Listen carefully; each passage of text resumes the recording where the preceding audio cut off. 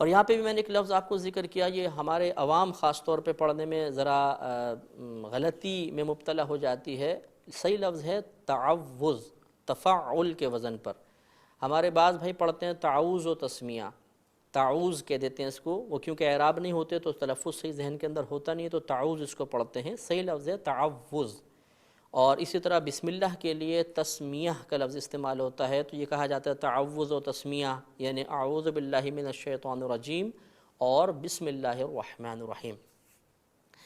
اس کے بعد بسم اللہ الرحمن الرحیم ہے۔ ہر ذیشان کام سے پہلے نبی کریم صلی اللہ علیہ وسلم نے حصول برکت کے لیے بسم اللہ پڑھنے کی تلقین ارشاد فرمائی ہے۔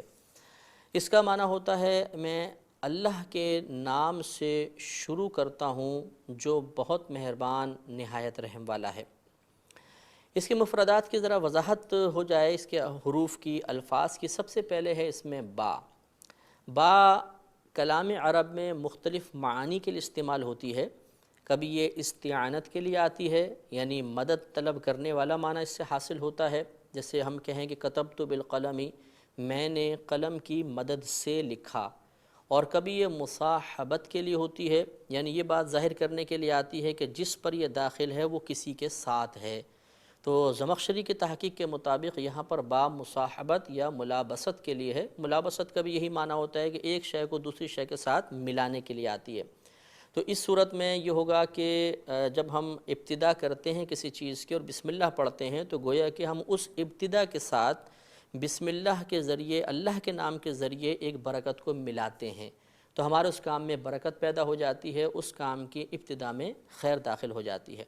تو یہاں با جو ہے یہ یا تو مصاحبت کے لیے، ملابست کے لیے، استعانت کے لیے بھی ہو سکتی ہے۔ اور یاد رکھیں کہ اس کو اگر ہم نحوی اعتبار سے دیکھیں تو اس کو حرف جار کہا جاتا ہے، با حروف جارہ میں سے ہے۔ اور یہ قاعدہ ہوتا ہے کہ جو حروف ہوتے ہیں جن کو حروف جارہ کہتے ہیں، یہ اپنے ما بعد اسم سے مل کر کسی نہ کسی کے متعلق ہوتے ہیں، ان کا کسی نہ کسی کے ساتھ تعلق ہوتا ہے، اور جس کے ساتھ تعلق ہوتا ہے اس کے ساتھ مل کر پھر یہ مکمل معنی دیتے ہیں۔ کیونکہ ابھی اگر ہم اس بسم اللہ الرحمن الرحیم کا موجودہ معنی دیکھیں تو اس کا مطلب ہوگا اللہ کے نام کے ساتھ جو بہت مہربان نہایت رحم والا ہے۔ تو اللہ کے نام کے ساتھ کیا؟ اب وہ جو چیز ہم یہاں ذکر کریں گے وہ گویا کہ اس کا متعلق ہوگا، یا یہ با اپنے مابعد جو اسم لکھا ہوا ہے بسم اللہ الرحمن الرحیم ان تمام سے مل کر پھر اس سے متعلق ہوگی، اور وہ دونوں مل کر پھر ایک مکمل معنی دیں گے۔ تو یہاں پہ مختلف آپ کوئی فعل نکال سکتے ہیں۔ اکثر جو ہے مشہور یہی ہے کہ ابتدئ یا اشرع نکالا جاتا ہے۔ ابتدئ میں ابتدا کرتا ہوں، اشرع میں شروع کرتا ہوں۔ تو اب اس کو ملا کر اور پھر یہ پوری بسم اللہ الرحمن الرحیم کا معنی ان دونوں کو ہم ملاتے ہیں اور ایک مکمل معنی حاصل ہو جاتا ہے، اور ہم ترجمہ یوں کر دیتے ہیں کہ اللہ کے نام سے میں شروع کرتا ہوں جو بہت مہربان نہایت رحم والا ہے، یا میں اللہ کے نام سے میں ابتدا کرتا ہوں جو بہت مہربان نہایت رحم والا ہے۔ اس کے بعد لفظ اسم آیا ہے۔ یاد رکھیے کہ اسم اس شے کو کہتے ہیں جو کسی دوسری شے کو بلند کر دے، اور اس طرح بلند کر دے کہ وہ دوسری شے بالکل واضح اور ظاہر ہو جائے۔ اس لیے ہمارے نام کو بھی بسا اوقات اسم کہا جاتا ہے کہ بھئی آپ کا اسم کیا، اسم گرامی کیا ہے، کیونکہ جب ہمارا نام بتایا جاتا ہے تو ہماری شخصیت واضح ہو جاتی ہے۔ اگر ہم موجود نہیں ہیں، کوئی ہماری غیر موجودگی میں کسی کو ہمارا نام بتاتا ہے تو فوراً اس کے ذہن میں ہمارا تصور آ جاتا ہے اور ہماری شخصیت اس کے سامنے واضح ہو جاتی ہے۔ اس لیے اسم کو اسم کہا جاتا ہے کہ یہ جس بھی چیز پر بولا جاتا ہے اس کو واضح کر دیتا ہے، اور جس کو یہ واضح کرتا ہے یعنی وہ شے جس کے لیے آپ نے اس اسم کو بنایا ہے یا اس کا یہ نام رکھا ہے اسے مسمّی کہتے ہیں۔ تو یہ بسا اوقات اخبارات وغیرہ میں لکھا ہوتا ہے، ہم اس کو پڑھتے ہیں مسمی، تو یہ مسمی لفظ نہیں ہوتا بلکہ مسمّی ہوتا ہے، یعنی جس کا وہ نام رکھا گیا، تو یہ مسمّی لفظ ہے، یہ بھی ذہن میں رکھیے۔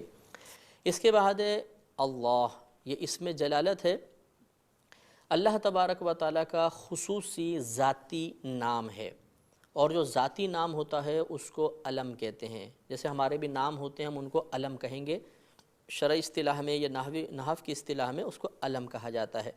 تو یہ اللہ تبارک و تعالیٰ کا خصوصی نام ہے، یہ اسم ذات کہلاتا ہے، یعنی خاص طور پر اس میں ذاتی معنی ہے، کوئی وصفی معنی نہیں ہے۔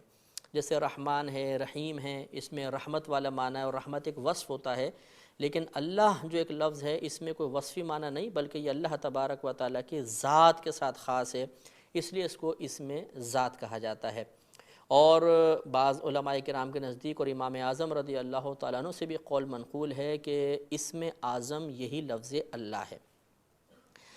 اب یہ لفظ اللہ کس ذات پر بولا جاتا ہے، اس کی تعریف علماء نے یہ لکھی ہے کہ اللہ علم لذات الواجب الوجود المستجمع لجمیع الصفات الکمالیہ۔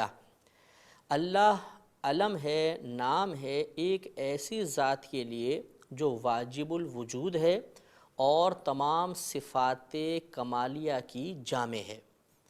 اس کا مطلب یہ ہے کہ اللہ، یہ لفظ اللہ نام ہے ایک ایسی ذات کا جو واجب الوجود ہے۔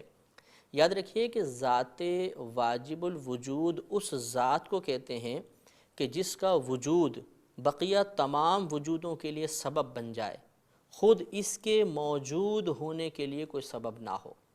جیسے اللہ تبارک و تعالیٰ کی ذات کریمہ ہے کہ اللہ تعالیٰ کی ذات پاک سے پوری کائنات ہے، اللہ تبارک و تعالیٰ کسی اور کی وجہ سے نہیں ہے، تو اللہ کے موجود ہونے کا کوئی دوسرا سبب نہیں ہے، لیکن اس پوری کائنات کو پیدا کرنے کا سبب اللہ تبارک و تعالیٰ ہے۔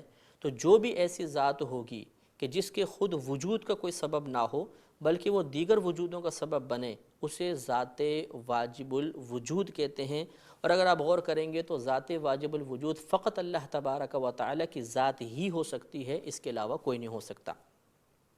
اور یاد رکھیے کہ یہ کیوں ایسا ہے کہ اللہ تبارک و تعالیٰ کو ذات واجب الوجود کہتے ہیں، اس لیے کہ اگر اللہ تبارک و تعالیٰ کے وجود کا کوئی اور سبب ہوتا تو اللہ تعالیٰ اپنے موجود ہونے میں اس کا سبب ہوتا، اس کا محتاج ہوتا، اور اللہ تبارک و تعالیٰ اپنے موجود ہونے میں کسی کا محتاج نہیں ہے، وہ بے نیاز ہے۔ لہٰذا اللہ تبارک و تعالیٰ ہمیشہ سے ہے، ہمیشہ رہے گا، اسے کسی نے پیدا نہیں کیا لیکن اس نے پوری کائنات کو پیدا کیا۔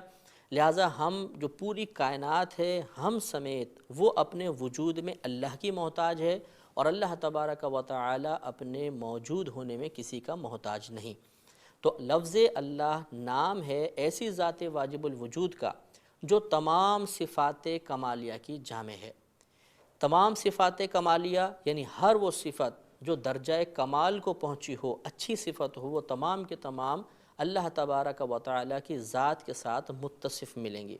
یعنی اللہ تعالیٰ کی ذات ہر اچھی صفت کے ساتھ متصف ہے، یہ ذرا آپ ذہن میں رکھیے گا۔